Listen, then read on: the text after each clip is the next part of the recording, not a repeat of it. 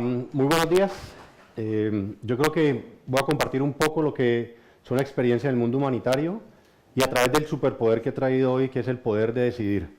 Y yo creo que todo lo que hemos visto en la mañana cabería perfectamente aquí. Todo se adaptaría para gestión del documental, la parte de equipos, todo podría funcionar.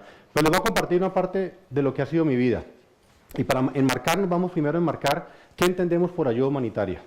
Entonces, ayuda humanitaria es aquella que está diseñada para salvar vidas, aliviar el sufrimiento y mantener y mejorar la dignidad humana en momentos de emergencias causadas por desastres naturales, epidemias o conflicto. Y emergencia es un cambio brusco, súbito, en las condiciones normales de la vida de una población. Vamos a un ejemplo, de aquí en adelante lo tengamos en la mente. Recientemente, el sábado pasado, hubo un terremoto en Indonesia que se transformó en tsunami. Entonces, esa visión influye en lo que vamos a hablar de aquí en adelante, ¿no? Algo que súbito cambió la vida y cambió la situación de toda esa población. Los proyectos humanitarios deben tener tres principios fundamentales, que es de imparcialidad, debería dársele a todo el mundo la asistencia, independencia, que no debería tener ninguna, digamos, sesgo político, religioso, económico, lo que fuera, y neutralidad, que debe darle a los dos bandos de un conflicto, o los tres o los cuatro, o de una etnia, de una comunidad religiosa. Pero bien, vinimos a hablar de decisiones. Entonces, la vida somos lo que decidimos. Y en el mundo humanitario, nuestras decisiones, literalmente, salvan vidas. Y sé que hay gente que ha trabajado en la cooperación y me entiende perfectamente lo que estamos hablando. Ahora bien, ¿qué tipo de decisión? La primera decisión en el mundo humanitario es si intervenimos o no. Y eso depende de qué, de la magnitud de la emergencia, tendremos la capacidad para hacerlo o no, tenemos el conocimiento o no, y yo pongo aquí seguridad, pero realmente es inseguridad, la situación de inseguridad. ¿Puedo o no puedo entrar ahí? ¿Qué condiciones tiene mi equipo para entrar? Y hay tres, digamos, razones que funcionan ahí, es uno, la rapidez, otro, la eficacia y la eficiencia. Porque no es lo mismo que yo llegue al tsunami que acaba de acontecer a las 24 horas, a las 48 horas o a las 72 horas. Las necesidades de la población, la que ha sobrevivido e inclusive los que han fallecido, son diferentes. Entonces, de la rapidez de mi intervención también depende la eficacia, qué tipo de proyecto hago, y por supuesto la eficiencia de limitados recursos, utilizarlos de la mejor manera. Les cuento un poco mi entrada al mundo humanitario. Ha sido la decisión más trascendental y fundamental que he tomado en mi vida. Nací desde adentro y como tal me permitió estar 14 años en África, en Asia, en Latinoamérica, en muchas partes trabajando y viviendo momentos difíciles, duros, de tensión, de soledad, de tristeza, de inseguridad. Pero ¿qué pasaba? Que estaba pleno, estaba lleno de satisfacción. ¿Por qué? Porque estaba haciendo algo que me gustaba, algo que me nacía desde adentro, que era el servicio por los demás. Me hacía muy feliz. Pero ¿qué pasa con el proceso de decisión? Hay cosas muy importantes. Uno, no tener miedo a decidir. Dos, importantísimo, si no tenemos miedo, hay que asumir la responsabilidad y las consecuencias de esas decisiones que tomamos. Tres, la intuición. No podemos simplemente tomar decisiones razonadas. La intuición es muy importante. La creatividad, pensar fuera de los esquemas, out of the box. Tenemos que hacerlo. Y por supuesto, el no estar conforme con lo que sucede, con el status quo. Hay que reventar lo que estamos. Es que aquí siempre se ha hecho así. Es que eso no se puede. No, señor. Hay que inventarlo. Y resulta que todas las decisiones del mundo humanitario, cuando uno las toma pensando en el beneficio de la población necesitada, pues, ¿qué importa si voy a perder mi trabajo porque hago una decisión pensando en los demás? Y estas decisiones que tomábamos y que tomaban en proyectos humanitarios era cuando era logista, cuando era coordinador de proyecto o cuando era jefe de misión. Cada una tiene sus niveles de decisión y su amplitud en el marco. Entonces, algunas beneficiaban a una población más pequeña, otras podíamos decidir más grande. Pero bueno, vamos a unos ejemplos porque es que estoy hablando así nomás. Pongo 5 ejemplos, no sé si me alcanzará el tiempo, no veo bien ni cómo voy, ya voy como malísimo. No, va en retroceso, pero bueno. Voy a usar un ejemplo de un país para que no tener que repetir mucho contexto. Es Angola, conflicto en Angola, más de 25 años, población con muchas dificultades, hambruna, malnutrición, un país lleno de minas antipersonas, o sea, muchas víctimas antipersonas, sin acceso a salud. Proyecto número 1, Camacupa, trabajo con Médicos Sin Fronteras, el centro de Angola, hay un proyecto nutricional, estamos en el fin de la guerra y la magnitud, la cantidad de niños malnutridos que llegaban a nuestro centro nos estaban sobrepasando.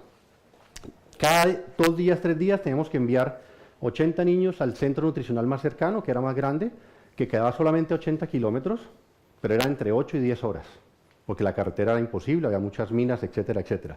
¿Cuál fue la decisión que tomé en ese caso? Yo sabía que si nos iban a autorizar en algún momento a expandir el centro y pasar de lo que eran 500 niños a 800 niños, pero necesitaba los recursos, porque ahí no hay nada. Entonces, ni el jefe de misión, ni la coordinadora de proyecto, que era mi novia y por ahí mi mujer y está por aquí sentada, autorizaron esto.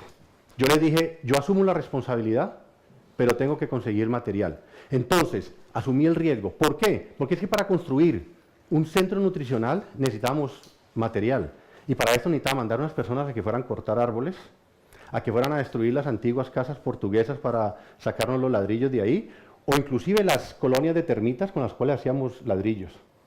El resultado de esto, ¿cuál fue? Que cuando nos dieron la luz verde de expandir el centro nutricional, en 7 días lo tuvimos operativo. Sí, obviamente, 100 personas trabajando, full velocidad, pero pudimos beneficiar a los niños. ¿Por qué? Porque cuando uno ve imágenes como esta, es que duelen mucho. ¿Qué es lo bonito de un centro nutricional? Que es que si tú le das la comida calórica, la medicina, les das a cobijo para la noche que no tengan frío, los ves en cuestión de días, recuperan el ánimo, comen ya la comida de sus madres, y en 3 o 4 semanas tenemos imágenes como esta. Esto es real. Es de los proyectos más bonitos porque visiblemente tú ves lo que sucede. Entonces, vamos al siguiente ejemplo. Luena, también en Angola, es otra organización, Servicio Jesuita a los Refugiados, mis amigos los jesuitas. Estamos en un proyecto donde dábamos a las víctimas de minas recuperación física con la prótesis, recuperación psicosocial, todo el trabajo de sobreponerse a un evento como ese, y formación profesional. En carpintería, en modistería, en otras cosas, pero siempre llegamos al mismo punto muerto. ¿Qué hacer para que estas personas pudieran ser autosuficientes con lo que estamos formando? Entonces nos surgió una idea de dar microcréditos, un poco, y por eso pongo out of the box, salidos de las ideas, y básicamente eran estas son las piernas que tenía la gente. Entonces ahí está Tony. Tony, por ejemplo, quería cultivar un pedazo de tierra, pero Tony era doblemente amputado, una en la rodilla y otra a nivel inguinal. Nadie creía que él pudiera cultivar. A mí me costó trabajo, pero lo apoyamos. A los 8 meses, Tony tenía un cultivo bellísimo de yuca y otros tubérculos, que cuando trajimos al jefe máximo de la organización a nivel mundial, y lo vio, pues le molestó menos el segundo proyecto, que era Eunice, fabricaba alcohol. ¿Ya? Era un alambique para producción de alcohol de beber. ¿Sí? Entonces ellos cuando vieron el resultado de Tony dijeron, bueno, Piero, vale, pasemos, siguiente, ¿no? Y le mostramos el otro que era básicamente la carpintería en un centro, en un campo de refugiados donde está Bernabé haciendo sus mesas que había aprendido. Ideas fuera de lo común, los jesuitas cerraron un ojo y aceptaron por el bien de la población. Darfur, otra vez con Médicos Sin Fronteras. Aquí la decisión fue una decisión arriesgada de hacer una cirugía de emergencia. Este era el hospital nuestro. ¿Sí? Este es un hospital en Darfur. Darfur está en el oeste del Sudán, en la frontera con Chad. ¿Sí? Un conflicto con unas milicias proárabes que están violando a las mujeres, matando a los niños, llevándose a los hombres, etc. Tenemos un proyecto en el medio de la nada y llega una mujer en alto estado de embarazo, donde sabemos que hay que hacer una cesárea porque va a ser imposible hacer un parto natural. Y ya no teníamos tiempo para referirla al siguiente proyecto por seguridad. Decisión, el equipo eran 2 médicos, 3 enfermeras, uno de los médicos cirujano, las enfermeras con experiencia en anestesia y un logista. Entonces el logista, entre todos decidimos que podíamos hacerlo, vamos adelante, hacemos el proceso de acondicionar una sala de operaciones de la nada, ahí improvisando todo lo que teníamos. Y habían 3 riesgos. Uno, el riesgo de la madre, por supuesto, que se muriera, del bebé que estaba adentro, que después nos dimos cuenta que no era uno, eran 2, eran mellizos. Todo que implica un parto de estos ahí. ¿Y qué implicaba? Que era la primera vez en este sitio que iban a tener un tipo de operación de estas. Estamos abriendo el proyecto, llevamos un mes y medio ahí. Todo el proyecto, el futuro de nuestro proyecto, el futuro de intervención de la organización dependía de eso. Entonces estábamos todos con bastante nervios. Y el tercero es la seguridad física de nuestros equipos. ¿Por qué? Porque la señora tenía relación con alguno de los jefes de las milicias Janjaweed.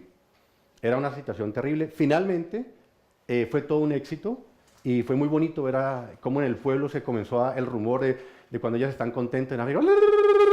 Y tú veías una cosa impresionante que el día de hoy todavía me hizo ver esa satisfacción de haber hecho eso, porque las condiciones de operar eran difíciles. Miren, este era como el cirujano se estaba limpiando ahí y esta es la sala de operaciones. ¿Vale? Cosas básicas, cosas sencillas. Y me voy porque me cogió el tiempo. Misiones del sur de Sudán y Nagaland en el sureste de Angola. Aquí de India, perdón. Aquí era la intuición. Sabíamos que habían poblaciones que estaban marginadas del servicio de salud por conflictos, sabíamos que eran difícil acceso, que había problemas de seguridad, pero decidimos que íbamos a hacer la misión exploratoria. Una vez hicimos la misión exploratoria nos dimos cuenta que se había necesidad y terminamos abriendo proyectos. ¿Sí? Proyectos en sitios que eran la primera vez que habían un blanco. Siglo XXI, ¿sí? Donde la gente todavía pescaba así, ¿sí? Y donde veía, era la emoción de ver la primera vez un blanco. ¿Sí? Fue impresionante. Y esa era una intuición de que necesitaban la ayuda y ahí lo logramos, voy bien de tiempo. Y la otra es esta en Nagaland, que es la frontera de India en el noreste con la parte de Myanmar. ¿Sí? Una población también, estas eran tribus cortadores de cabeza y todo eso. Y lo bonito con India fue que ya teníamos hijos, entonces los hijos pudieron conocer también un poco la cultura y eran cortadores de cabeza, pero bueno, ahí estamos disfrutando del festival, ¿vale? Último ejemplo, un ejemplo de no estar conforme con el status quo. Las abuelas y bisabuelas de Angola están fuera del sistema humanitario, no entiende por qué, porque eran las más vulnerables. Logro convencer al Programa Alimentar Mundial de Naciones Unidas que nos dé comida mensual para estas mujeres que a su vez alimentaban unos nietos y bisnietos. Y al mismo tiempo recuperar un poco lo que eran las condiciones de vivienda, ¿sí? Porque, por ejemplo, aquí está Marta, que vive en una situación bastante complicada, en una tienda completamente destruida, y ahí vivían ellas. Y ahí vivían seguramente con sus nietos y todo eso, y aquí cocinaban. Fue un proyecto muy bonito, muy desde el corazón, porque estas abuelas estaban fuera del sistema. Y el reconocimiento, digamos, la cercanía y la proximidad que logramos con estas mujeres fue increíble, ¿sí? Y todas las puedo nombrar por nombre. Esto ha pasado hace muchos años. Está Lembeyeca, está otra Lembeyeca, está Catacola, Cuemba, y está mi abuela favorita que es Matsumira. ¿Sí? Y Matsumira lloraba cuando yo me iba de Angola porque decía que la guerra le había quitado muchos de sus nietos, de sus hijos, y ahora me estaba yendo. Fue muy bonito lo que era, pero eso, nuevamente, decisiones de hacer algo, de no estar conforme con lo que estaba sucediendo. Vamos terminando y nuevamente yo voy a poner un par de reflexiones y voy a terminar antes del tiempo, me fue súper bien. La primera reflexión es, y ya lo dije, pero yo creo que es importante repetirlo, en la vida somos lo que decidimos.